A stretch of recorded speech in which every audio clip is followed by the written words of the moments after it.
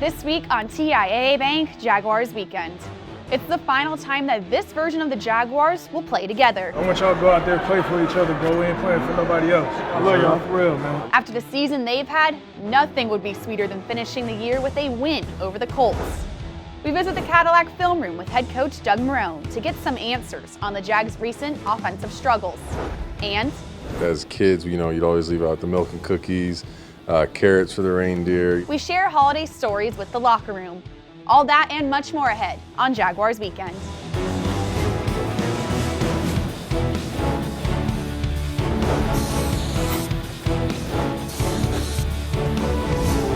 This is TIAA Bank Jaguars Weekend. TIAA Bank, created to serve, built to perform. And Geico, 15 minutes could save you 15% or more on car insurance. Visit geico.com to see how much you could save. We have an opportunity, one more opportunity, with the guys that are in this locker room to go back to Jacksonville, get focused, with the holidays coming up, enjoy that time with your family, and then get focused and try to end the season with a win at home. I think that would mean a lot to everyone. After Sunday's loss to the Falcons, Doug Marrone focused on what matters most during the last week of the season. Hello and welcome to TIAA Bank Jaguars Weekend. I'm Ashlyn Sullivan. At this point of the season, you'd rather be talking about the playoffs than playing for your teammates and coaches. But that is exactly where the Jaguars are in the final week of the season. Despite a disappointing year, this is the players' opportunity to prove they belong in the NFL.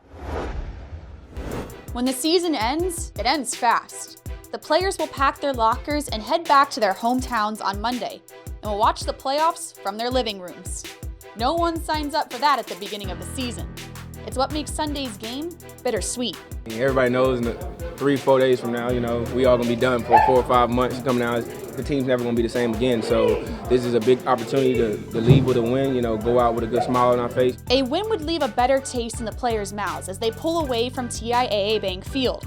However, that won't answer the question of who will be a Jaguar in 2020. The younger guys hope that the veteran leaders will still be in the locker room next season. Some of the young guys do gravitate to the vets, for number one. I think the vets, they do an extremely well job of communicating with the young guys, just telling them what do they expect out them football-wise, and even after football. Sunday will be the last game in Jacksonville for some players and coaches. A winning season in the playoffs are no longer an option.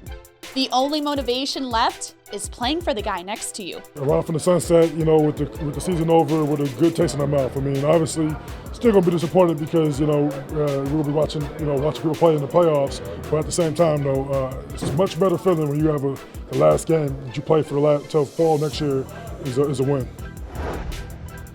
Much more football to talk about as we bring in Bryan Sexton and John Ogier. Sunday's game against the Colts, both teams out of the playoffs. Both teams fighting for a win at this point. But what does this game mean to both teams at this point? Well, that's a great question. This time of year, it's always the age-old thing. Are you looking at players, trying to figure out what they are going forward? There's a little bit of that. I do think for the people involved with it, for the people on the field, for the people who are coaching, fans don't necessarily see it this way, but I do think there's an element that they've talked about. The last chance to play together, the last chance to play with teammates, to make memories on this level. That's kind of hokey, but for the guys involved with it, I do think that's real. For the fans, I completely get if you look at this game as a fan and say, you know what, I don't care. I know what I've seen from Minshew. I know what I've seen from all this. It doesn't interest me because you're out of it. I used to be a fan. I felt that way when my teams were out of it. But for players, they can find something to hold on to. Well, and look, in talking to people both on football and personnel, they're not sure what's happening, right? They may feel good about it or they may not feel good about it, but they don't know for sure. So for the coaching staff and for the personnel staff, this is a resume game because you hope that what you've done is present a case of why you should be back here in 2020. But if you go out and your team performs poorly and you get your doors blown off by a team that ran over, around, and through you when they played the Colts in November, that's not a good look. So this game is about getting the most out of what's on the field. No matter who it is, whether it's an undrafted rookie free agent linebacker or a tight end that wasn't on the roster midseason, It's up to the coaches to get the most out of these guys, and I think that's what they're hoping to do. Yeah, I'm not sure winning and losing matters, but you don't want to get your doors blown off. Well, that's it, right. And it's not like, you won, you keep your job. Yeah. But when you're looking at the evaluation, and Shad's a very careful negotiator and evaluator of things based on his business career, you want every opportunity here at the end of the year to make your case. Yeah, coaching is one thing, and it sounds cliche, but you look at a guy like possibly Yannick Ngakoue walking onto that field saying, is this my last time playing in Jacksonville? Well, it's a little different for him, obviously, though, because you're talking about, are they going to give him the money that he wants? And I still don't know whether they can reach that. But I get what you're saying. There are some guys. I think Calais Campbell may be a better example. You're talking about a guy who's in his early 30s, but has played a lot of football now and hasn't been as good this year as he was the 2 previous years, has a huge cap number next year. So a guy like Calais can legitimately say, I wonder where my football career is. Yeah, unfortunately, because I like them both. I think if fans are looking for somebody that they're saying farewell to, I think you can A.J. Boye, Calais Campbell. I'd be surprised if those guys are back. So, if you're a Jaguars fan, enjoy those guys because they brought some memories. You bet they did. We look at this season. If you could wrap it up quickly in a few words, how will you remember this year? Go ahead, Brad. That's not Weird. a word. No, weird. Just you lose your quarterback in the first quarter of the first game. It's a doomsday scenario. Then your best player, Jalen Ramsey, goes rogue and just rolls your team under the bus. There's so many things that went on. Gardner Minshew wasn't even the backup in Doug Marrone's mind before the final preseason game, right? And then he's got to start. He's in a position to be 6-6. Just a weird. You could have predicted any of this, John. Well, that's all that needs to be said about that in this lovely season we've been having. So now on to other things. Schedule was shifted a little bit this week due to the holidays. A lot of players expressed appreciation to the coaching staff for realizing what really matters this time of year. Our Back to Self feature spread some holiday cheer inside the Jaguars locker room.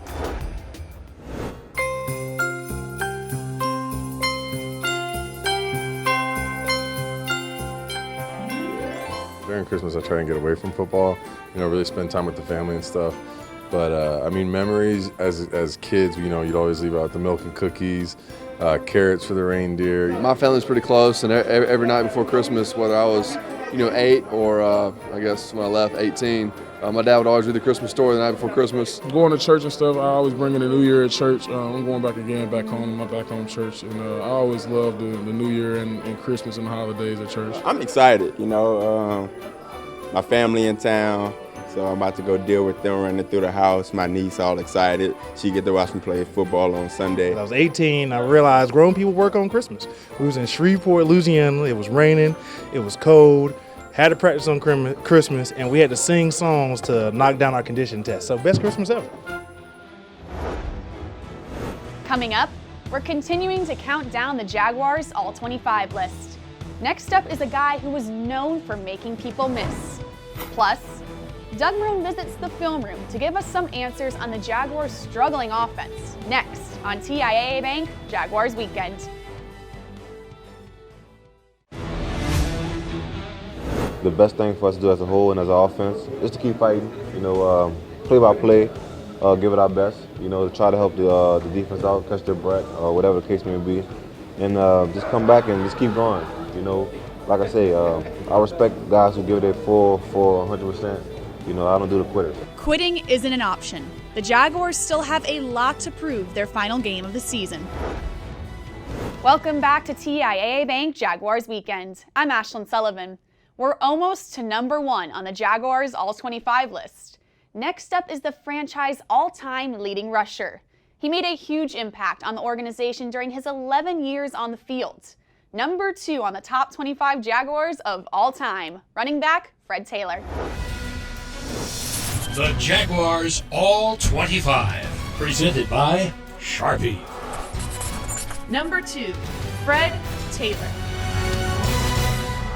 When you put on his best moments, he does things that no other back from his era could do. Fred Taylor getting the backfield, spins out, now runs to the right. He's free at the 30, 25, stays on his feet, 20, there he goes, 15, 10, 5.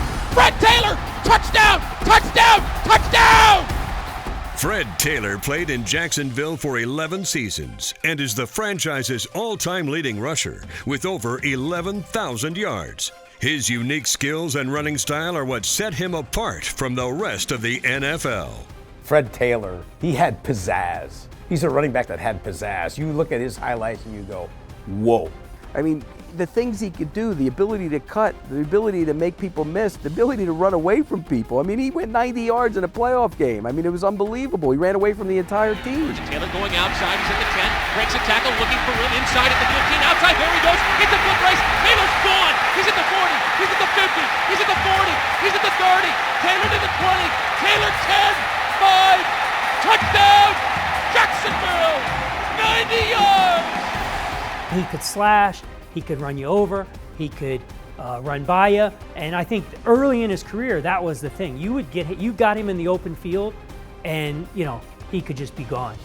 By week 3 of his rookie season, we were all wondering if Fred Taylor was a bust. Couldn't crack into the starting lineup. And then against Baltimore, James Stewart tears his ACL on the Jaguars sideline, and in goes Fred. First play, 52-yard touchdown. Takes the snap, toss, sweep left. There goes Fred Taylor. He's across the 50, coming back, breaking tackles, 45. There goes Taylor, 40. He's free at the 30. He's at the 20. Fred Taylor, 10, 5, touchdown, Jacksonville. 52 yards, and Fred Taylor makes a statement. Taylor is 17th on the career rushing list and 28th in yards per carry average. He also has a highlight reel of spectacular plays.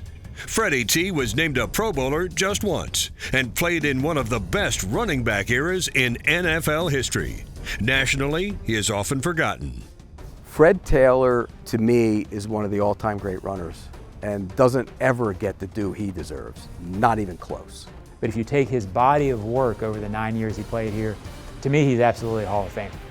Taylor's legacy in Jacksonville was cemented in 2012 when he was inducted into the pride of the Jaguars. We'll have to wait to see if Taylor is someday fitted for a gold jacket as a member of the Pro Football Hall of Fame. Hey, man, I'm glad we got the win, first of all. I'm glad we got the win. Hey, but along the way, man, it's been a hell of a ride. It don't stop here, though. Y'all know that. But I'm glad this over with. Let's go play some ball, man. Let's get in this postseason, kick some. Fred Taylor is the second best Jaguar of all time. Coming up, the Jaguars have not scored a first-half touchdown in 5 weeks. Our very own Jeff Lageman and head coach Doug Marrone visit the Cadillac film room to discuss the Jaguars' offensive struggles next on TIAA Bank Jaguars Weekend.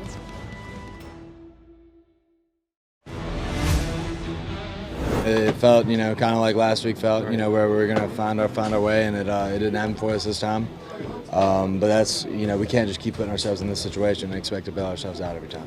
The Jaguars were able to fix mistakes and pull themselves out of a hole in Oakland. That was not the case against the Atlanta Falcons. We're back on TIAA Bank Jaguars Weekend. The Jags have not scored a touchdown in the first half the past 5 weeks. They've been unable to create any momentum going into halftime, making each matchup a constant uphill battle that this team can't overcome. We visit the Cadillac film room with Jeff Lageman and Doug Marrone to figure out what is going on with the Jaguars' struggling offense. Doug, this game this week, I don't want to say it's unique because there are other games like this in the National Football League, but neither team has anything on the line other than trying to get a win. What is to play for both teams from that standpoint? Well, I think it's important. I think, when sometimes teams will have injuries, you have young players out there. Obviously, we're talking about a situation where you're disappointed in the season, and you want to make sure that you end this the right way, where, you can go back, you can do what you have to do to win a football game, to come back in that locker room, have that feeling, and then obviously that feeling of winning carries over into the following offseason. Boy, and I think you can't underestimate that, because I go back to 1995. We weren't very good, Doug. We didn't have a lot of talent here the inaugural year. But we won the last game, and it propelled us into the offseason. At least it gave us that feeling, and it let us recognize this is what you play for. This is what you want to have more of, I guess you could say. Absolutely, and I think, 2 weeks ago when we were in Oakland, we tried to, really hammer that home of, finishing strong and finish this thing right. And then obviously after that, traveling up to Atlanta, that didn't occur. So here's this one last opportunity, to do that. And I think you're exactly right of, walking away, and I remember the same thing when I was coaching in the Jets. We played Buffalo at the end of the year, and we had a terrible year with guys that were hurt. We lost both quarterbacks early in the season, and we were able to win that last game, and it just kept everyone really pushing. All right, so part of getting on that winning side of things is having a better performance on offense to start a game. It's been well documented. In the last 7 games, you've only been able to score 22 points in the first half. How do you go about changing that? Well, we talked about it again this week, and we're always looking to see how we change it. So there's a couple of things that are going to have to occur. But really, the most important thing is, hey, you got to make plays. And we've got to be able to, as coaches, put our players in position to make those plays. And when they're in position to make those plays and they have that opportunity, you have to make them. And I think you can look at that through quarters, through games, through anything. So our players, our good football players, have to step up and make some plays. When you see your team come out in the second half offensively, there's a sense of urgency. Can you create that atmosphere of a sense of urgency even though the score is 0-0 to start a game? Yes, you should be able to do that. Again, that falls on my responsibility of getting them going. And a lot of times, it comes with confidence, being able to go in that game and being able to attack. Because sometimes, there are certain players that my experiences with that, haven't been a player, that they kind of go out there, you kind of feel your way, and then you're like, okay, here we go. And you really can't afford to do that in the NFL. And, you've got to come out and try to attack right off the bat. And that's the one thing that we've been trying to preach all year. It's kind of interesting. And people ask me that question sometimes, and I'm well, it's kind of like the chicken and the egg. Do you need the big plays to create the momentum, or do you need to create a sense of urgency and some positivity to make the plays happen? But it's kind of, they both got to happen. I agree. I think they both have to happen. You need both of those things to happen. It's a balance between those two things. I don't think it's necessarily one and the other. All right, Doug, best of luck. Great. Thank you, Jeff. Up next, we discuss how the Jaguars can end the season on a high note, coming up on Jaguars Weekend. Jaguars Weekend is presented in part by TIAA Bank, created to serve, built to perform. And Geico. 15 minutes could save you 15% or more on car insurance. Visit geico.com to see how much you could save. Technique, focus, energy. Let's go get it. Hey, Nico!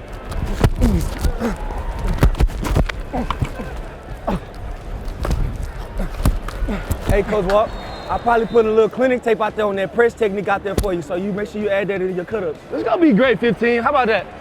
It's gonna be great. I got this feeling inside my bones that Minshew is gonna get this first down so long. Dropping the throw is Gardner Minshew. Looking, fires deep downfield, left side, and that ball is caught by Chris Conley. On 4th down, they convert. I got this feeling. Oh! Minshew Magic, baby. A little Minshew Magic. DJ Hayden mic'd up in Atlanta against the Falcons, feeling some Minshew Magic. We bring back Bryan and John. Speaking of Minshew Magic, the Jaguars have not scored a first half touchdown since last time they played the Colts. Needless to say, not very good. Gotta start fast. They've been saying that the past few weeks. Can it happen? Well, I think, first of all, that's probably the stat that's most concerning about Minshew specifically, but the offense overall.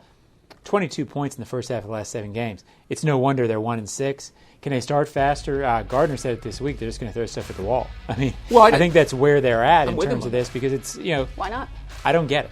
He's got the sort of laid-back attitude. Let it all hang out. Let's go. I mean, he's a guy who is good at improvisation, and I wouldn't mind seeing him roll around and find a way to throw the ball. I mean, I'm beyond wanting to see him in the pocket this year. If that's going to happen, it'll happen next year. Right. You want to win the ball game?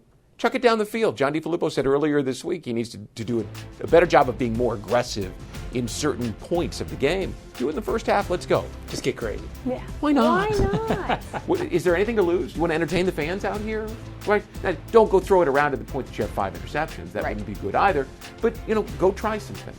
Right. Have fun with it. Well, let's say they do that. They're throwing it all over the place. Sure. Can they win? Can they win? Yeah, sure they can win. Or they could lose. I mean, and I say it facetiously, but it's a toss-up game. Neither team's in it. The Colts aren't playing particularly well at the end of the season. They blew out Carolina, but they had 3 long punt returns. Right.